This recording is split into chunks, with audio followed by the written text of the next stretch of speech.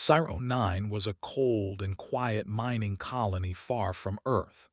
It was a lonely moon full of sharp rocks, dust storms, and endless gray skies. Humans worked there every day to collect metal from deep in the ground. Life was hard, but they were used to it. They lived in small metal buildings, ate simple food, and followed a schedule that rarely changed. These workers did not complain.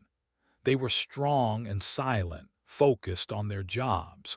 Many had families waiting back on Earth. Some had no one but each other. They formed a small, tired community. No one expected visitors. They were used to being forgotten. One morning, everything changed. A huge ship appeared in the sky. It was black and red, unlike anything the humans had seen before. It came quickly and without warning. It did not send a message or ask for permission to land. It simply hovered in the air like a dark cloud. Shadows fell across the mining fields, and the workers looked up, confused and afraid. They stopped digging. Machines powered down. All eyes were fixed on the strange, silent ship. The ship belonged to the Rhinari Empire, a powerful alien force known across the stars. The Rhinari were tall and cold, with silver skin and red eyes. Their ships were fast and their rules were strict. They were feared more than they were loved. They claimed to bring order, but most people knew better. The Rhinari followed laws that punished quickly and without mercy. They did not listen. They did not explain. They simply acted. And now they had come to Cyro 9. Without any greeting, the ship opened. Rows of silver-armored soldiers marched out in perfect lines. Their movements were sharp and mechanical. They said nothing. They made no sound but the steady thump of their boots on the rocky ground. The humans stood still, unsure what to do. Some stepped back. Others held tools like weapons, though they knew it would do no good. Fear spread through the camp like cold wind. The Rhinari walked into the main building and took control. They did not speak to the human leader. They did not ask for help. Instead, they moved with purpose, entering the sleeping quarters and dragging out 10 humans, men and women, young and old, workers and helpers. Some were in the middle of cooking. Some were resting. Some were writing letters home. None of them had done anything wrong. They were taken without a word. The rest of the humans watched, frozen. 10 of their own were lined up near the edge of the main mining pit, a wide hole cut deep into the rock. The wind blew across the dry ground. Dust swirled in the air. The 10 stood silently, too shocked to resist. The others began to shout and cry, but the Rhinari ignored them. There was no warning, no explanation. In a single moment, it was over. 10 flashes of light ended 10 lives. Then, without saying a word, the Rhinari turned and walked back to their ship. They left nothing behind, not a message, not a reason, not even a name. Their ship rose into the sky and disappeared into the clouds as quickly as it had arrived. Silence returned to Cyro 9, but it was a different kind of silence, cold, sharp, and full of pain. The colony broke.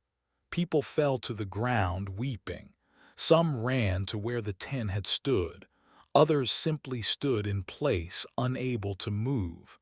No one could understand what had just happened.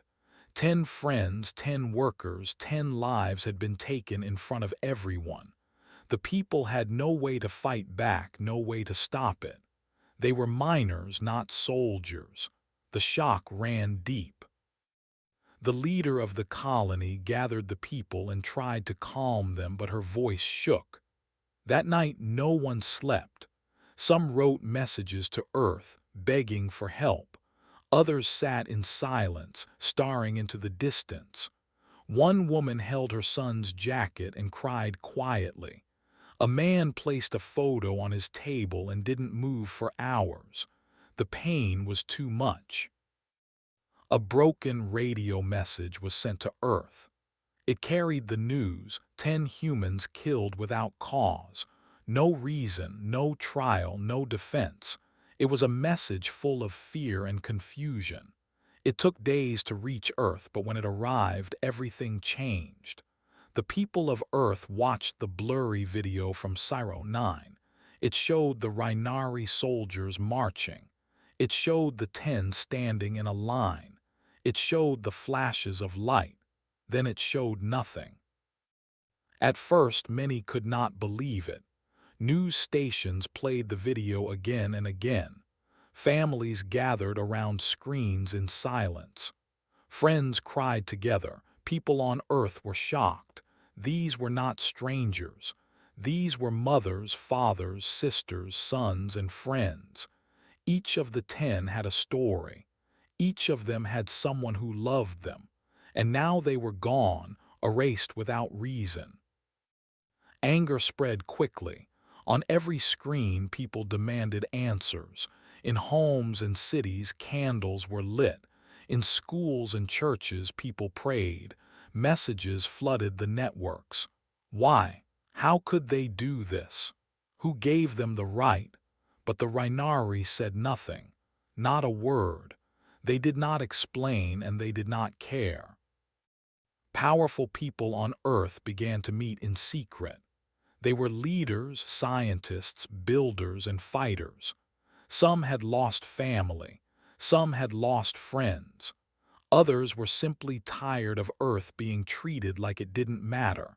They met in hidden places, in bunkers, in space stations, in quiet corners of the world.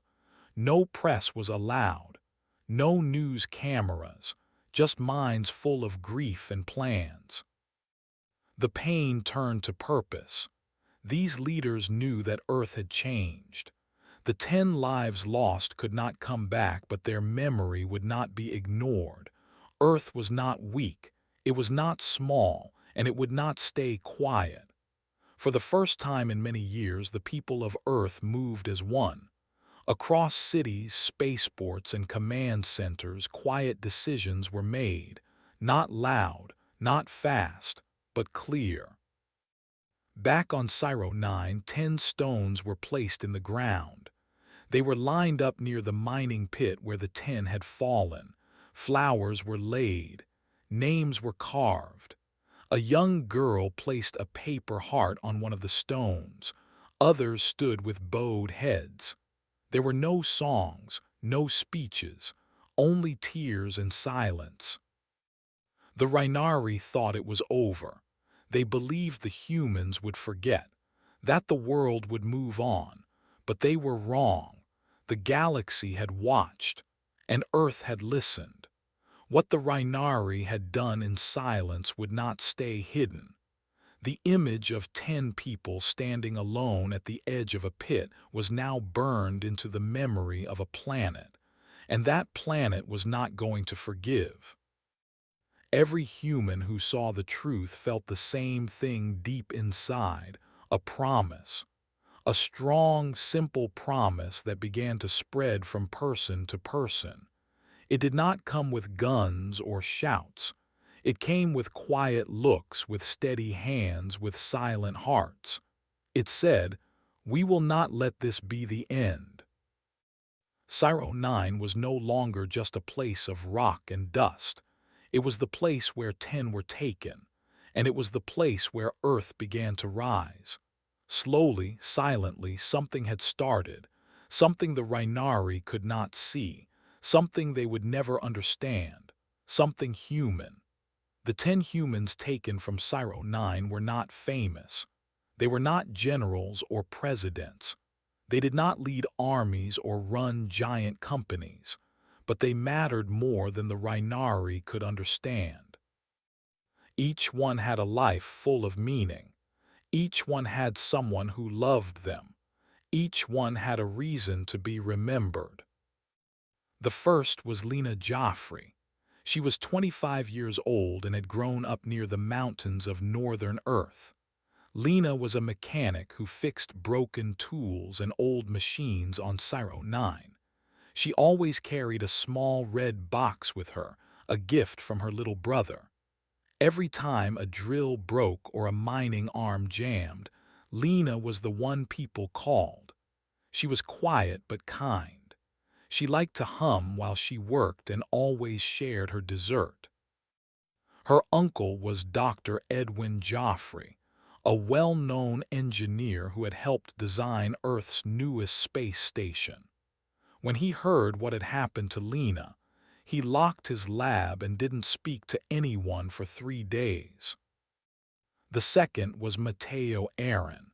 He was a cook, known for baking sweet bread even when supplies were low. He could make warm meals with just a few cans and some herbs grown in boxes. Everyone loved his food, especially the children. Matteo had moved to Cyro 9 after losing his wife back on Earth. He had hoped to start over. His best friend, Commander Jalen Cross, led one of Earth's deep space fleets. When Jalen saw Matteo's name among the dead, he stood in his ship's control room and did not move for hours. He later told his crew, "The Rhinari didn't just take a cook. They took my brother." The third was Dr. Kira Nam. She was a nurse and caretaker. She had joined the colony to help those who were far from home and in need. Kira gave medicine, fixed wounds, and helped deliver bobbies. She even treated small animals injured by the mining work. Everyone on the moon trusted her. One child once said, "She has the warmest hands in space." Her father was a respected member of Earth's Health Council. When the news of her death came, the entire council paused its work in her memory. Her father wept in public, saying, "My daughter gave life. The Rhinari gave death."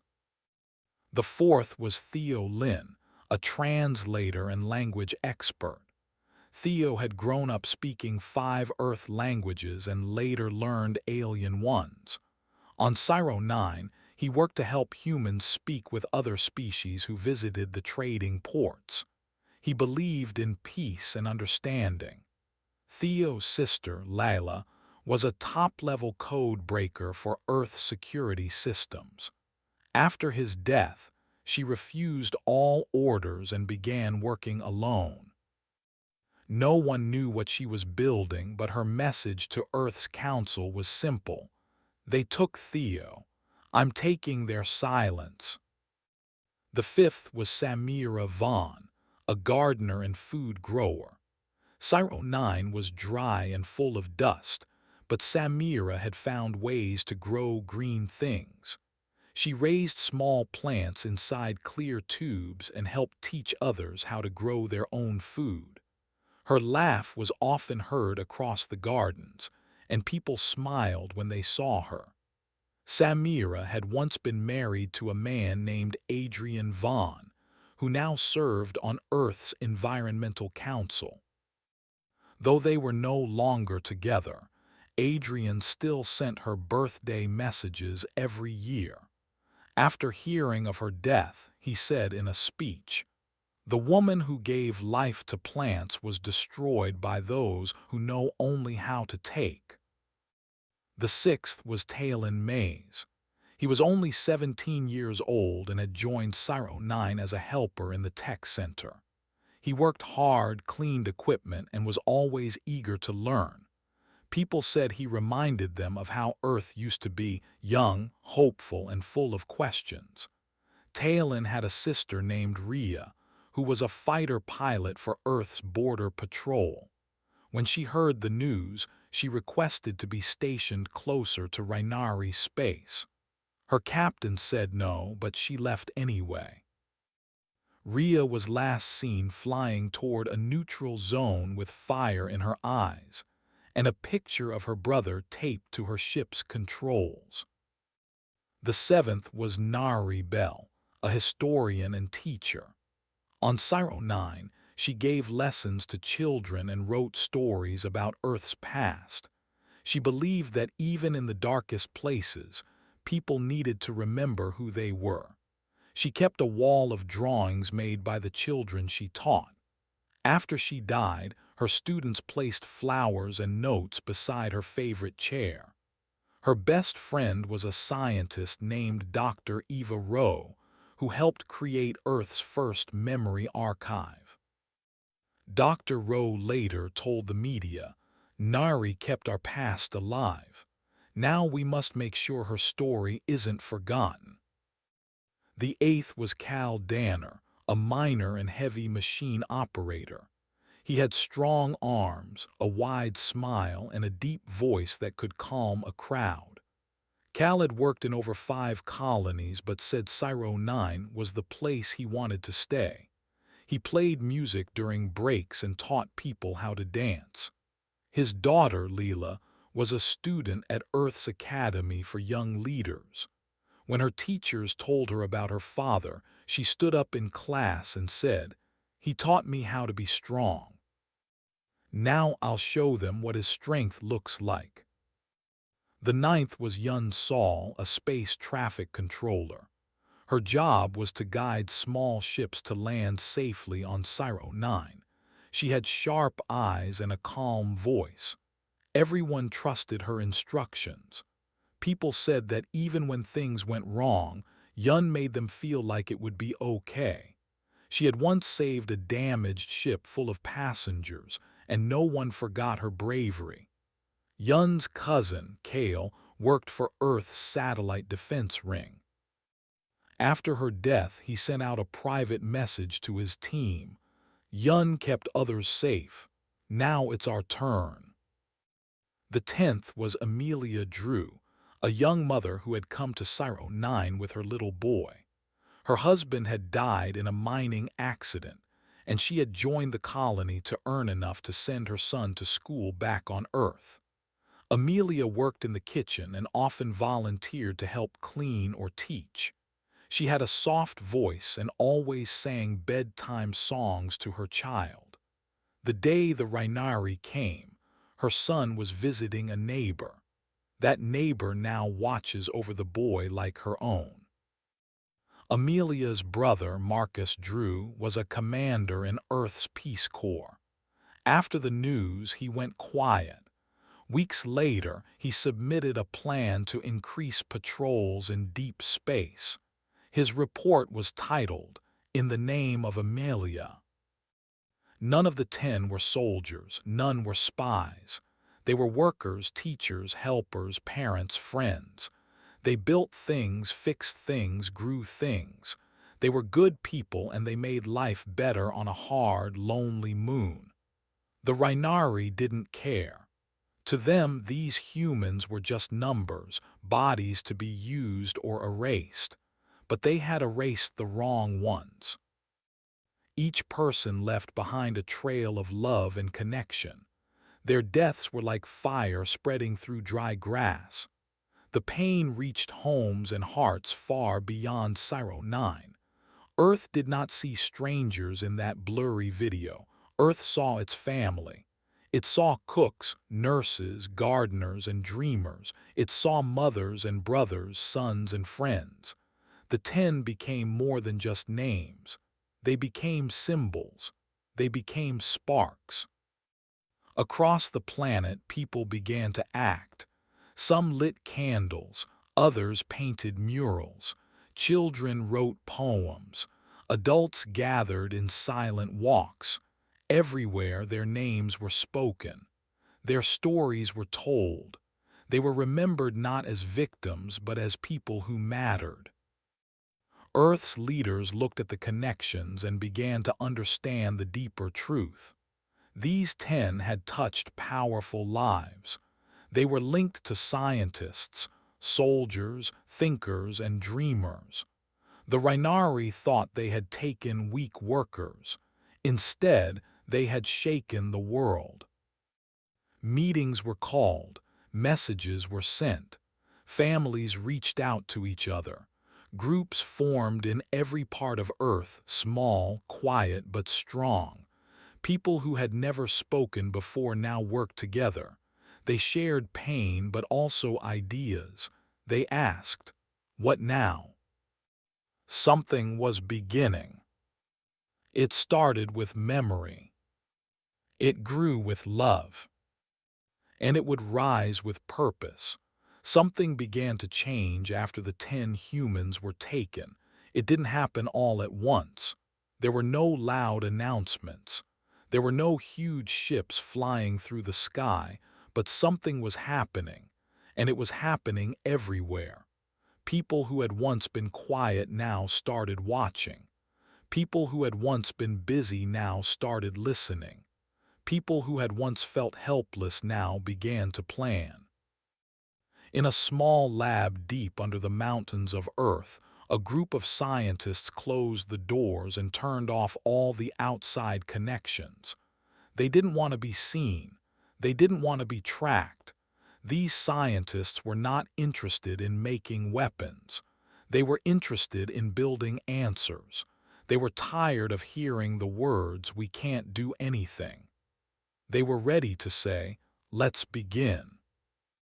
One of them, a woman who had lost her niece on Syro 9, began by making a list, not of names but of places, Rhinari places, outposts, trade centers, listening towers, and silent satellites floating in dark space. She marked the ones that were weak, the ones that were old, and the ones that no one paid attention to. Those, she said, were the ones that would be first. A week later, a Rhinari ship that always flew the same path across space vanished. It didn't crash. It didn't explode. It just stopped showing up. No signal, no message. Gone. The Rhinari sent a patrol to look for it, but the patrol came back with nothing. The trail was cold. The space was empty. Not long after, a small Rhinari supply station suddenly shut down. Its lights turned off. Its doors stayed closed. Ships couldn't land. Workers were locked out. Inside, all the systems were frozen. The machines no longer listened to orders. No one knew why. The station had not been attacked. No alarms had sounded. It was like someone had simply flipped a switch and walked away. At first, the Rhinari laughed. They said these things were just problems. Old equipment, bad power, space dust. They said humans were too emotional, too weak to do anything smart. They didn't believe humans could work quietly. They didn't think humans were that careful. But they were wrong. Across Earth and in space, more small things began to happen. A cargo route would go missing. A communication line would stop working. A storage center would open and find half its food had spoiled. The Rhinari called it bad luck. They did not yet see the pattern. But the humans did. They watched and waited. They didn't shout. They didn't write warnings in the sky. They just kept moving, slowly like water under ice. They talked in secret places. They shared maps and hidden codes. They built quiet tools, the kind that didn't make sound but made change. They didn't strike big targets. They didn't want to be seen. They wanted to be felt. A group of old space engineers who had retired years ago came back to work. They knew how to fix broken engines, but they also knew how to quietly break them. They studied Rhinari ship designs and found small flaws, not enough to crash them, just enough to make them stop working at the wrong time. One by one, the old engineers sent silent signals to satellites that changed flight paths and confused ship computers. Ships drifted off course. Docking systems failed. Deliveries arrived late or not at all. Another group of young coders worked from inside a small house near a frozen lake. No one knew they were there. No one saw their screens light up at night. These coders didn't speak loudly. They spoke in numbers, in lines of code, in silent actions. They found ways into Rhinari systems and left small changes, tiny doors that opened when no one was watching. They didn't steal anything. They didn't damage anything. But they learned, and they waited. On the moon base of Luno 5, a human guard noticed something strange. Every third night, a Rhinari cargo ship would land, even though there was nothing to deliver. He started to watch. He noticed patterns in their timing and their routes. He sent messages to friends who still worked in Earth's deep space fleet. They connected the dots. That cargo ship was being used to move illegal weapons. The next week, the ship arrived and the landing pad wouldn't open. The lights were off. The system had glitched. The ship left in a hurry, and it never came back. These small things built up. They were not random. They were not mistakes. They were the beginning of something bigger. In a quiet ocean on Earth near the equator, a group of deep-sea divers found an old listening post once used during the early days of space travel. It had been forgotten, buried under sand and coral. The divers cleaned it, fixed it, and made it work again. But they didn't report it, they used it. They pointed its ears toward Rhinari space and began to listen, really listen. They learned how Rhinari ships spoke to each other. They learned when they were weak. They learned when they were afraid. No one claimed credit. No one asked for attention. Every small act was quiet. Every piece of revenge was careful. Not one person tried to be a hero. They worked together like puzzle pieces, like hands building something slowly in the dark. The Rhinari Empire still believed humans were soft. They believed humans would cry and move on. They thought humans would forget. But humans were not forgetting. They were remembering every name, every face, every last moment of the 10 taken from Cyro 9. They remembered the way the Rhinari ship had landed without asking. They remembered how the soldiers had walked like machines. They remembered how no reason was given, how no apology was made. And so they worked, not to scream, not to shout, but to balance the scale. Not with fire, not with blood, but with silence and strength. In a hidden base near Mars, a man who had once designed Rhinari-friendly trade systems used his knowledge to build blockers, tiny digital walls that slowed the Rhinari's access to markets. Trade moved slower. Deals were delayed. Profits fell. The Rhinari noticed, but they blamed bad weather in space. In a science ship near Jupiter, a woman who had trained under Rhinari scientists began feeding false information into star charts. Small things, just enough to send ships the wrong way, to make their travel take longer, to make their engines waste power. No one died. No one noticed. But time and fuel were lost. Over time, it began to hurt. In a classroom on Earth, a group of students created a project called the 10. It was meant to teach others about the people lost on Cyro 9. They made small statues, wrote poems, and coded virtual stories. People shared them online. At first, it was just a school activity. Then it became more. In less than a month, the 10 had been seen by millions. The names of those 10 were now in songs, in games, in art, and in memory. This was human power. Not just ships, not just tools, but heart. It was the kind of power the Rhinari could not measure, the kind they could not touch, and the kind they could not stop. Even in deep space, whispers started to rise. Other species, long afraid of the Rhinari, started to watch Earth more closely. They noticed that things around the Rhinari were no longer working as they used to. They saw systems failing. They saw food rotting. They saw ships stalling, and they began to ask questions. At first, the Rhinari Empire paid little attention to the problems around them. They believed nothing was wrong. They were used to being in control.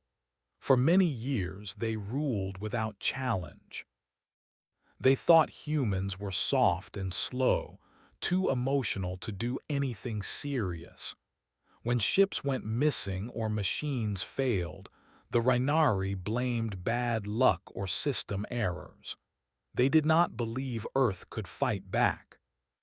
But slowly, things began to change. A Rhinari leader named Commander Velix noticed something strange. He sat in a tall chair inside a dark room filled with screens. Numbers and maps glowed around him. Every day, his job was to watch and report anything important. At first, he thought the missing ships and broken systems were normal. Space was large. Accidents happened. But soon there were too many accidents, too many strange events, too many silent problems. One day, a report came in about a trade station that had lost power for 2 hours. Nothing worked. Lights went out. Doors froze shut. Food spoiled in storage. No one could explain why. The next day, another station on a different planet had the same problem. Then, a week later, 2 supply lines disappeared. No message. No damage, just gone. Commander Velix frowned. He didn't like patterns, he didn't like silence. He asked his workers to gather every report from the past month. He wanted to see all the small things together. When the reports were printed, the stack was taller than his arm. He read through each one. A ship that drifted off course. A system that restarted without warning. Cargo crates that arrived empty. Fuel tanks that lost power. Doors that wouldn't open, screens that froze. It was not random. It was a plan. And he knew it. The Rhinari Empire had many leaders, but not all were careful. Some believed they were too strong to be touched. They laughed when Velix shared his worry. They said, "It's just human error." Others said, "The humans are not smart enough to do this." A few even joked, "Perhaps the machines are tired." Velix did not laugh. He kept watching. He noticed something else, fear. Small, quiet fear spreading through Rhinari space. Workers began to whisper. Traders canceled trips to Earth territories. Pilots requested extra guards. Stations doubled their security even though no threats had been made. There were no loud attacks, no great battles, but people were nervous. One pilot wrote a message to her captain. She said, "I don't trust the sky anymore." Another wrote, "It feels like someone is always one step ahead of us." These were not wild thoughts. These were people who had seen things go wrong again and again. On the moon Viral 3, a science station powered by 3 energy cores lost control of its cooling system. The station overheated. No one was hurt, but the entire base had to be shut down. It cost millions of credits and weeks of repair. The cause? A small code glitch in the system, written in a human language. That was the first time the Rhinari could no longer deny what was happening. They were being watched. They were being studied. They were being outsmarted. Commander Velix stood in front of a group of top Rhinari leaders and said, "This is not by chance. This is not failure. This is human." Still, some leaders refused to believe him. They said humans could never organize something this large without being caught. They believed Earth had no unity. They thought humans would argue among themselves. They didn't understand Earth had changed. After the 10 deaths on Cyro 9, something had grown inside the human spirit. It was quiet but strong. It did not scream. It did not flash. It moved like water, slow but steady. That strength now reached across stars and through wires. It was not loud, but it could not be stopped. Back on Rhinari headquarters, Velix watched more reports arrive each day. He saw the damage spreading not as destruction but as failure. Systems that didn't respond. Maps that showed wrong data. Machines that turned on too late or too early. Trade goods lost in travel. Power lines shut down for unknown reasons. The Empire had never dealt with this kind of attack. They were used to fighting with weapons. They were ready for loud wars. But this was different. This was war made of silence. War made of missing parts and broken code. War that hid in shadows and never showed its face. For the first time in decades, the Rhinari Empire began to feel nervous, not just at the edges, but at the center. Their strongest bases were not safe. Their deepest codes were not safe. Their trusted systems were not safe. Velix requested a full review of all stations that had problems. He wanted to see if humans were truly involved. The answer came back 2 weeks later. More than half of the stations that failed had once been visited by human workers or traders. Some had hired human engineers. Some had used human-made parts. The trail was faint, but it was there. Velix spoke again to his council. "They are not attacking like us," he said. "They are changing everything we touch, and we don't even see it until it's too late." Now the others listened. Now they started to worry. Meetings were held in secret. Guards were added to sensitive areas. Messages were sent to tighten control. Ships were searched more often. Human goods were checked and rechecked. But the damage had already begun. It was not the kind of damage that could be fixed with tools. It was the kind that lived in minds. Fear. Not the loud kind. The quiet kind. The kind that makes you check a door twice. The kind that makes you wake up in the middle of the night. The kind that makes you ask, "What did we start?" And no one could answer. In the city of Krelzan, the center of Rhinari government, a strange problem began to appear. The lights in the main tower flickered every evening at the same time. Engineers checked every wire. They found nothing. They replaced parts. Still, the lights flickered. Then a screen near the tower started to flash blue just for a second every hour. Blue was the color of Earth's sky. A worker joked, "Maybe the humans are watching us." Everyone laughed, but no one laughed hard. In another city, an alarm rang once during the night. No danger was found, but the sound it made was the Earth distress call, 3 short beeps, 3 long, 3 short, Morse code. The Rhinari did not teach Morse code. They didn't use it, but Earth did. That was when even the lowest workers knew the truth. This was not bad luck. This was not random. This was revenge. Quiet, careful, growing.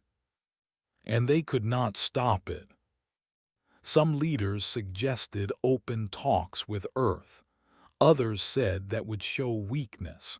Some wanted to strike back. But how do you strike back at shadows? How do you punish a world that doesn't fire a shot but still makes your machines fail? One older leader stood up during a meeting and said, "We thought humans would cry. We thought they would forget. But they remember. And now they are teaching us something new. Fear without fire." It was true. Every light that flickered, every screen that paused, every ship that drifted off course, every machine that failed to start, it all added up. It all became a weight on the Rhinari's shoulders. Velix went to his window and looked out at the stars. They had once looked calm. Now they looked different. Now they looked like eyes. Watching. Waiting. Knowing far away from Rhinari's space, Earth had become quiet. Not weak, not still, just focused. The noise of protest had faded. The loud cries for justice had turned into whispers in secret rooms. Important people met behind closed doors. They didn't call the press. They didn't invite cameras. They didn't give long speeches. These were not moments for show. These were moments for choices. The kind of choices that could change everything. In underground buildings and old bunkers, leaders sat at plain metal tables. These were not normal meetings. No fancy uniforms, no bright banners, just people who had lost brothers, daughters, students, friends. Their faces were hard. Their voices were low. Each one had a reason to be there. Each one had lost someone in the silence of Sci-Fi or the chaos that followed. They had gathered not to speak about pain, but to build a path forward. Maps were spread across the tables. Screens glowed with quiet lights. Small red dots marked every Rhinari station humans had touched. Green dots marked old paths, unused systems, long-forgotten tools left behind in the corners of space. Not many people knew they still worked, but some did. These were the people now gathered in those hidden rooms. They had not forgotten. One woman, an expert in satellite memory systems, pointed to an old Earth scanner still floating near an asteroid belt. She said it could still be used to listen if someone rewired it. Another person, a man who once helped design starship engines, explained how Rhinari ships used a certain type of heat signal that could be copied. The group listened, nodded, and began to connect the pieces. These were not weapons, not in the usual way. These were tools, quiet, smart, patient tools. The humans did not plan to destroy planets. They did not want to bring fire. That was not their way. That would make them no different from the ones who had landed on Sci-Fi and taken 10 innocent lives without words. Earth's plan was not about taking lives. It was about making the Rhinari feel the cost of every choice they had made, slowly, deeply, unforgettably. Each part of the plan was handled by a small group. One team handled communication loops, ways to slip messages inside Rhinari signals without being seen. Another team worked on false maps, changing travel routes just enough to waste time and fuel. A third team rebuilt old listening tools and linked them together, forming a chain of silent watchers across deep space. These tools did not speak. They simply listened, stored, and learned. Earth's leaders called this plan Echo. It was not a name chosen by chance. An echo is a sound that comes back, soft at first, then louder. It is the voice that returns even after the speaker is gone. That is what Earth wanted the Rhinari to hear, the return of a voice they tried to silence. Echo was more than signals and code. It was a promise that Earth would not sit still, a promise that the names lost at Cyro 9 would not vanish into dust. Every small part of the plan was guided by this quiet fire. Not hate, not revenge through violence, but justice through knowledge, patience, and truth. To power this secret work, Earth needed energy, but not from machines, from people. Thousands across the planet offered help. Some coded, some mapped, some gathered old reports from forgotten missions. Others tested small changes to Rhinari systems by pretending to be friendly traders. They carried hidden devices that sent tiny signals that later returned with useful data. Every person played a part. No task was too small. No effort was wasted. In a forest base hidden beneath tall trees, a group of young builders worked on machines that made no sound.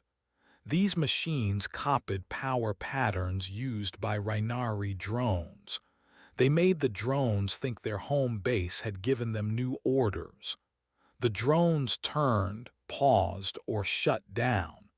The Rhinari believed it was a mistake. It was not.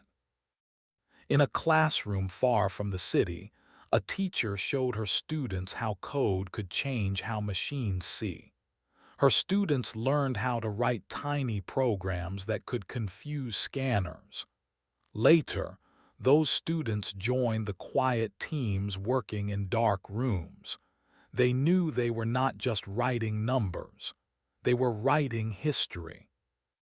In orbit, near one of Earth's oldest space stations, a group of retired workers rebuilt a damaged antenna. No one asked why.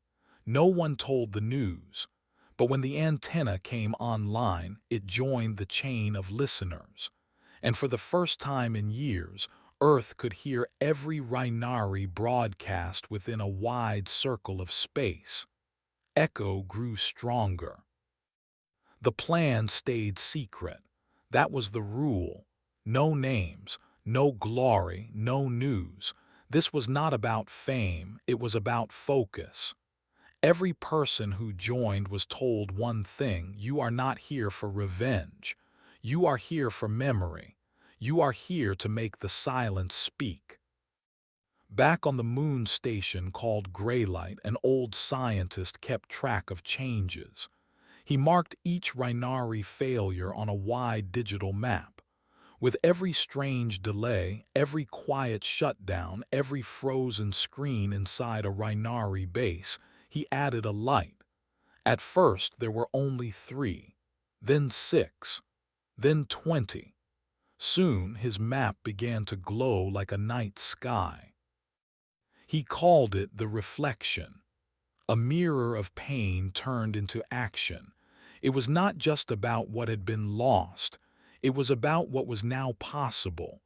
Earth was no longer the silent planet at the edge of the galaxy. It was a mind, a voice, a whisper turning into thunder. No weapon had fired, no bomb had fallen, but Earth's strength was clear. It was in every system that didn't respond on time. It was in every Rhinari officer who had to guess instead of know. It was in every machine that blinked and waited when it should have moved. It was in the space between silence and sound. And that space now belonged to Earth.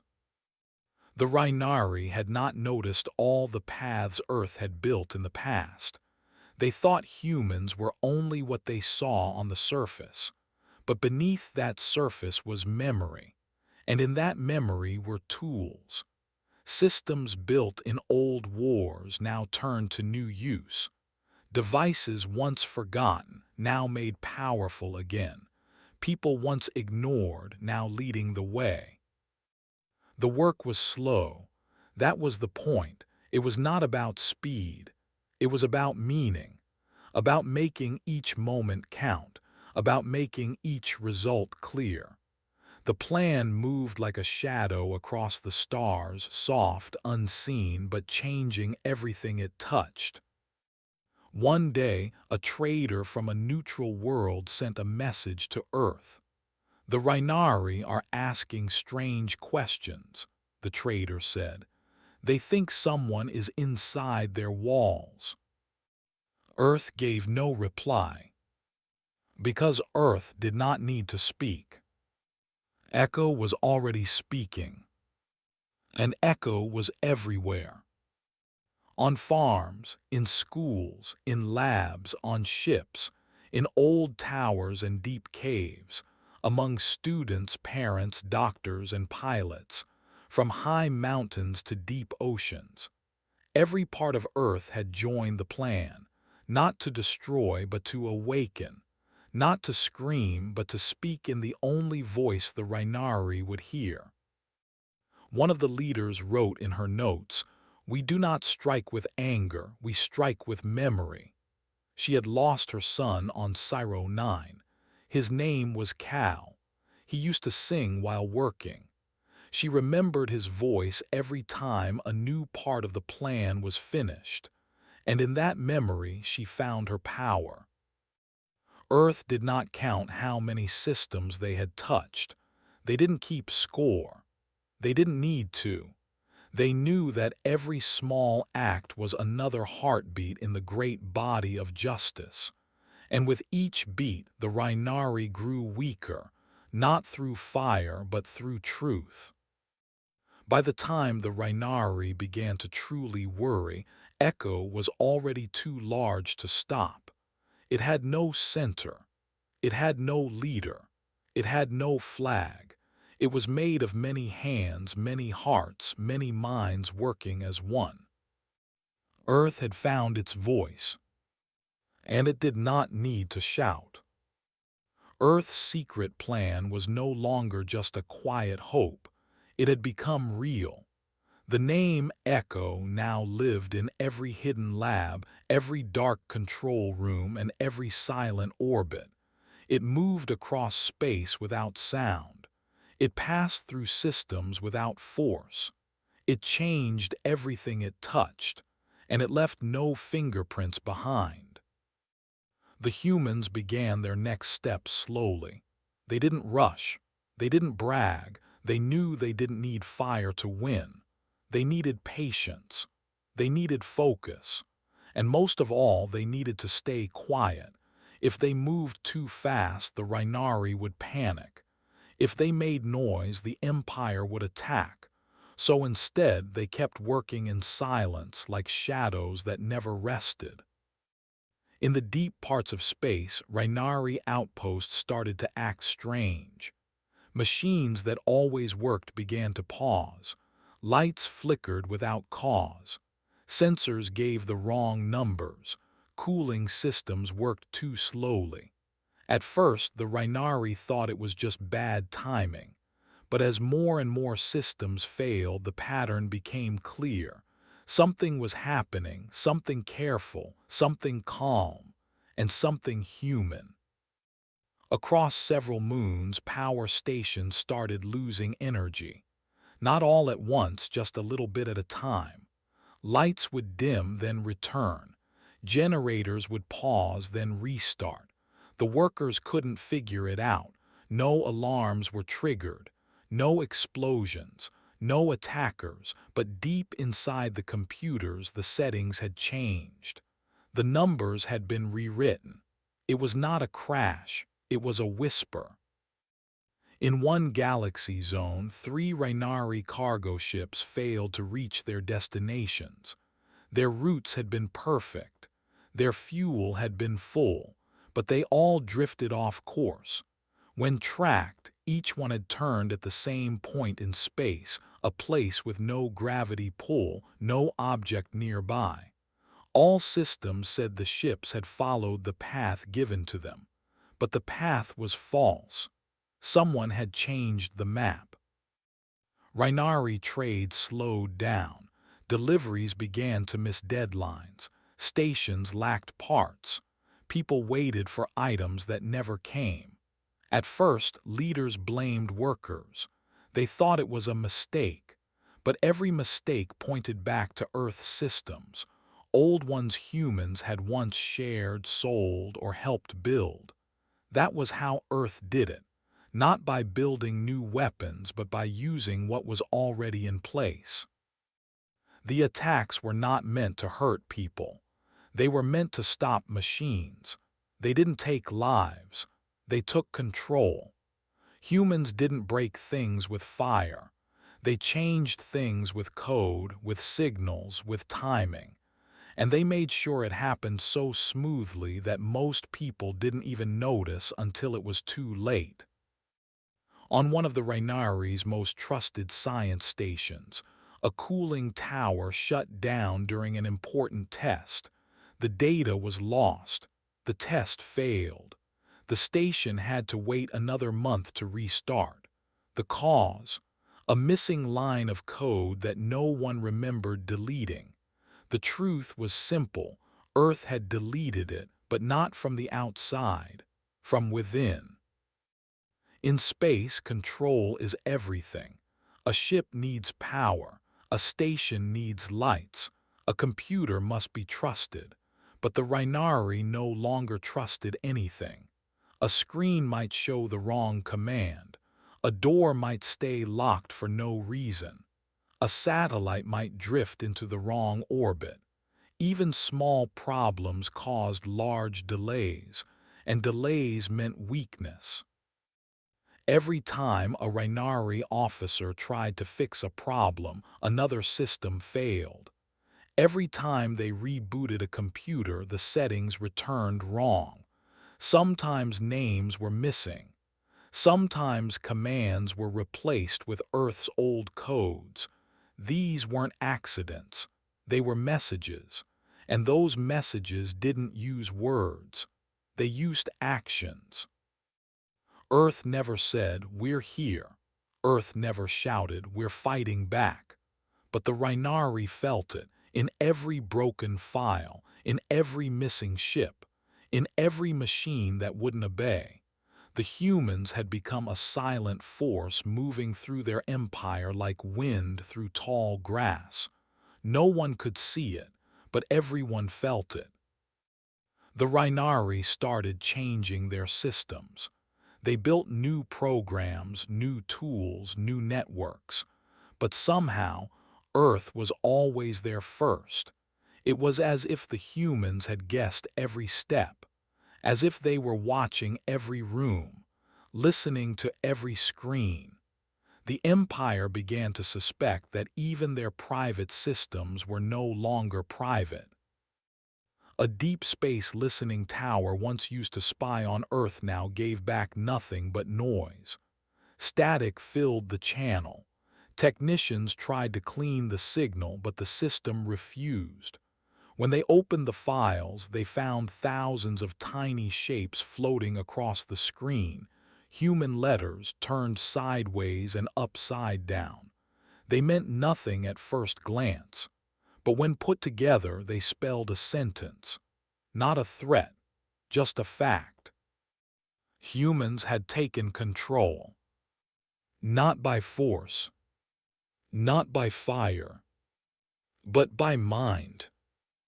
Some Rainari generals wanted to fight back.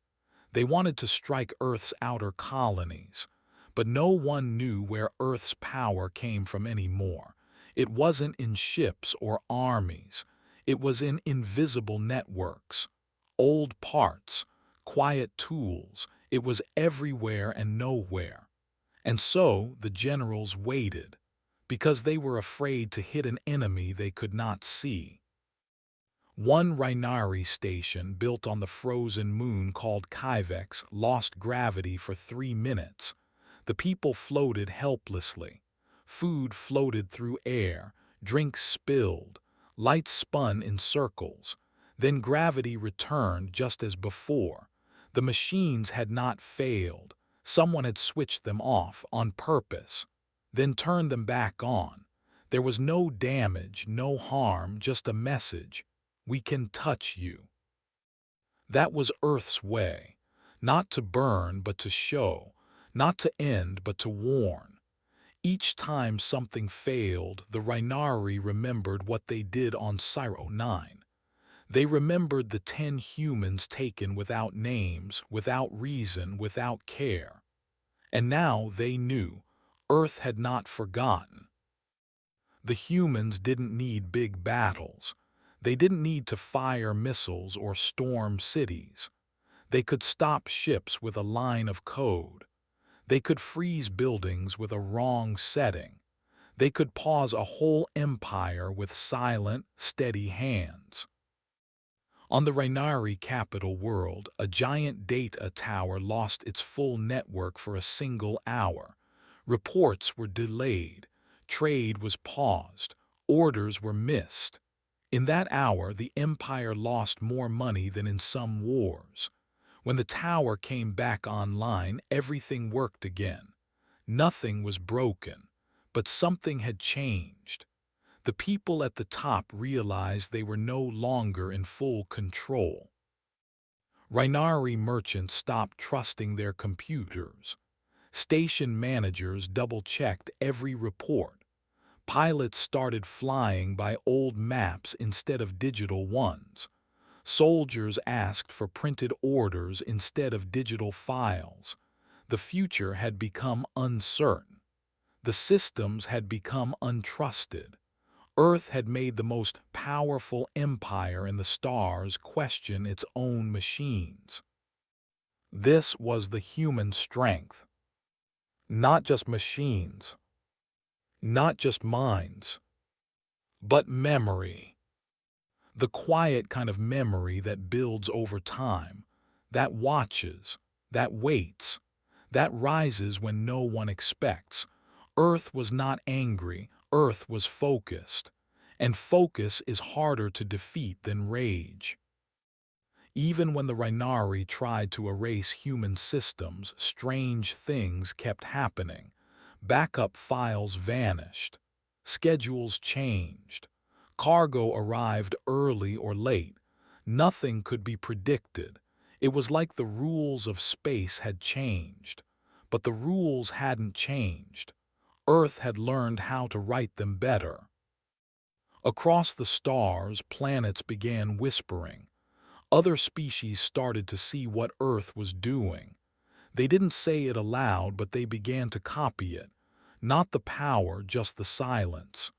They saw that humans had made the galaxy listen not by shouting but by acting, quietly, clearly, steadily. In space, ships once feared for their weapons. Now they feared for their software. In control rooms, officers once checked for enemies outside the ship. Now they checked the screens inside the ship. That fear had a shape. It looked like nothing, but it felt like Earth. Every button that didn't work. Every door that didn't open. Every number that didn't match. All of it was Earth. And it was just the beginning.